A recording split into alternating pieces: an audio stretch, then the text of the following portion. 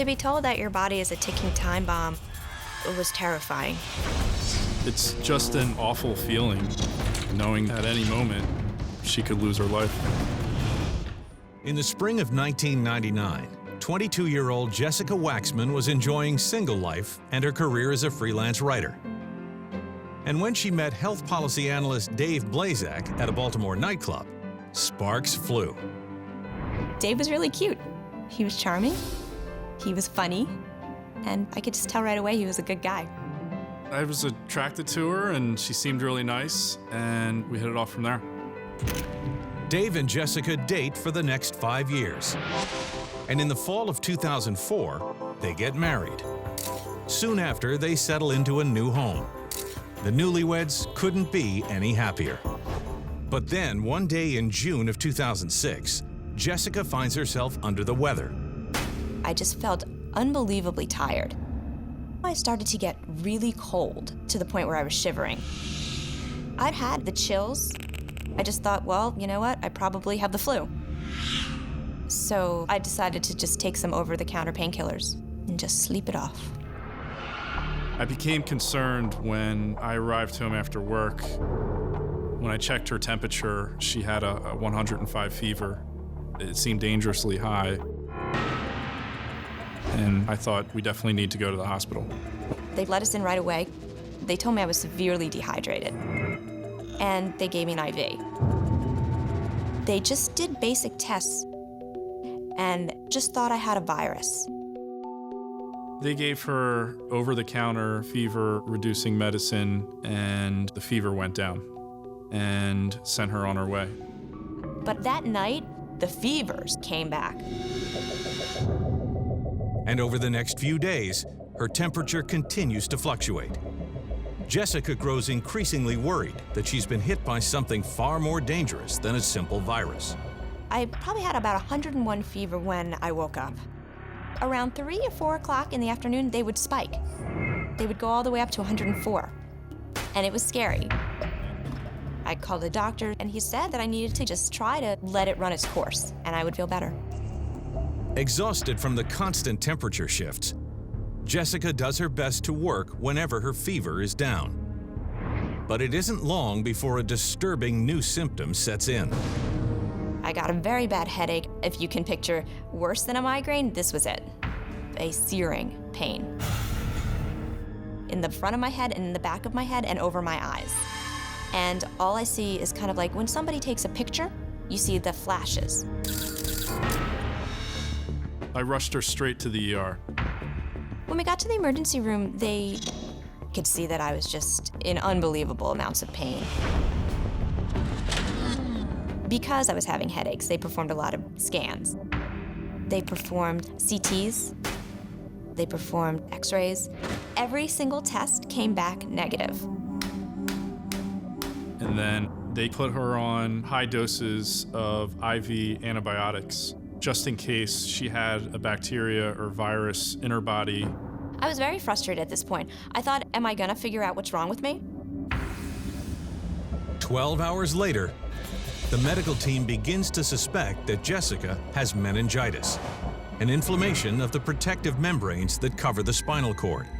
It can be caused by a virus or bacteria and may be fatal. It was very nerve-wracking. I was very worried, but it was negative, and it was a big relief that she didn't have meningitis. But it felt like we were back to square one and didn't know what was wrong with her. I was pretty frustrated at that point. I knew I needed a second opinion. I saw an infectious disease doctor 2 days after our hospital visit. Jessica walks her through everything she's experienced over the past 3 weeks. And after performing a thorough exam, the doctor comes to a startling conclusion. It was very surprising to me. They thought I had leptospirosis. Leptospirosis is a rare infection caused by Leptospira, a bacteria found in fresh water that's been contaminated by animal urine. Leptospirosis did make sense, because Dave and I did go kayaking a couple weeks before I got sick. The doctor immediately orders a blood test. And 3 tense hours later, the findings come in negative for leptospirosis. Baffled, she consults with her team, and soon after suggests an even more alarming possibility. She thought it might be cancer. And they let me know the next day that I did not have cancer. To hear that was an absolute relief. It was a huge weight off my shoulders. Huge. But we were very frustrated that we weren't getting any answers and nobody could figure out why she is having these type of symptoms. As the days went on, I felt worse. I had muscle aches, the constant feeling of sickness, of nausea, of weakness.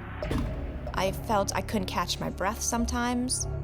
Even worse, her temperature keeps fluctuating. Desperate to help Jessica, Dave devotes himself to researching doctors and soon comes across a highly respected internist he thinks his wife should meet.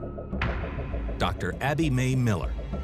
Jessica first went to see Dr. Miller about 3 weeks after she was released from the hospital. When I went to see Dr. Miller, my fever was probably around 104. I ran a fever all day long. I've never seen a patient with such a persistent fever before. The fever itself isn't so dangerous, but most of the causes for a fever that persists can be dangerous. So I wanted to repeat her blood cultures. But the findings shake Jessica to the core. A couple days later, I got a call from Dr. Miller. She goes, "This could be very serious. You have bacteria in your blood." Bacteria in the blood can cause a syndrome called sepsis, and Jessica ended up septic. So I recommended that she go immediately to the emergency room. Sepsis is a serious bacterial infection in the bloodstream. If left untreated, it can result in death. I was pretty freaked out. We didn't really know how to feel, but we knew that whatever we had to do, it needed to be done fast. When I was rushing to the hospital, it was surreal. Dr. Miller met us at the hospital. We were admitted immediately. They treated me with high doses of antibiotics, very high doses. As soon as I got on the antibiotics, my fever was reduced, 101, as opposed to 104. But while Dr. Miller tries to get the life-threatening sepsis under control, she finds herself grappling with an entirely new problem. I did another physical exam, and she had a very loud heart murmur. And that was different than previous exams. It can be associated with some serious heart problems. A heart murmur is an irregularity in the heartbeat. It can be a sign of infection, disease, or valve problem, any of which can prove fatal. That was a big shock to us. When I first met Jessica, she was very sick. Once bacteria is in the bloodstream, it's important to look at everywhere where you could possibly have infections. Certainly the heart is one of the areas where infections can hide. Dr. Notoriani thinks he may know what's behind Jessica's mysterious decline. But to confirm his hunch, he needs to get a clear look at her heart. A TE is a transesophageal echocardiogram, where we place an ultrasound probe at the end of a tube. That tube is then inserted into the esophagus and brought down to the stomach and to the level of the heart so that we can see the heart a lot more close up. The transesophageal echocardiogram confirmed the diagnosis of endocarditis. Endocarditis is a life-threatening infection of the heart. In a healthy individual, when bacteria enters the bloodstream, the immune system fights it off. But in patients like Jessica, for unknown reasons, bacteria lodges on the valves in their heart. Blood then clots around the bacteria, forming a dense growth that antibiotics can't reach, which can lead to both sepsis and potentially fatal damage to the heart. Once the vegetation is formed, the heart valve can then not open and close correctly. In addition, it can just start to destroy the actual structure of the valve, so that the valve itself does not work the way it's supposed to work. While Dr. Notoriani can't know for sure, he suspects that the disease started with a structural abnormality in Jessica's heart that she was never aware of. On the transesophageal echocardiogram that was performed on Jessica, we did see mitral valve prolapse as part of her findings, and so she probably did have that before the infection started. I never thought I would ever be 30 years old and have to go through open heart surgery. It was insane. Unfortunately, the medical team can't perform the complicated surgery until they deal with an even more pressing issue, the sepsis that's flooding Jessica's bloodstream. It is dangerous to operate on somebody who is septic. Their body is fighting the infection. It doesn't have the ability to recover as easily. In a race against time, Dr. Notoriani immediately doubles Jessica's dose of antibiotics, hoping to eliminate the infection before her valve literally blows out. I felt very helpless when she was being wheeled into surgery. At that point, there's nothing that I could do. It's all in the hands of the doctors. Pray for the best. After 6 grueling hours, the surgeon pronounces the operation a success. Jessica was able to go home about a week after the surgery. I had to be on antibiotics for a month to make sure that all of the bacteria was out of my system. Jessica's prognosis now is excellent. She has recovered completely from the surgery. I didn't sustain any lasting damage. My heart is completely back to normal. Today, Jessica is symptom-free and as active as ever. She's back to living a very normal, healthy lifestyle, but she is definitely still at high risk for developing endocarditis again in the future. She needs to take antibiotic before she does any type of procedures that could possibly introduce bacteria back into her bloodstream. I feel fantastic. I feel like I'm finally back to myself. It's been 3 years since the surgery, and I have a healthy heart. She was extremely brave and courageous for everything that she went through, and I care about her very much.